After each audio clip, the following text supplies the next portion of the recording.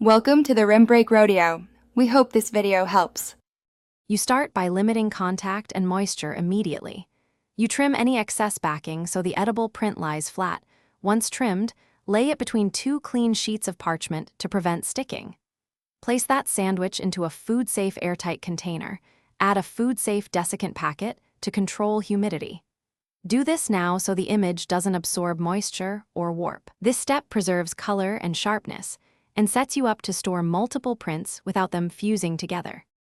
Once the prints are sealed, temperature and humidity are the variables that determine longevity. Move the container to the refrigerator set between 35 degrees and 40 degrees F. Avoid the freezer because ice crystals can damage edible inks. Make sure the container sits on a stable middle shelf away from the door where temperatures fluctuate. Check the food-safe desiccant occasionally and replace it when it's saturated.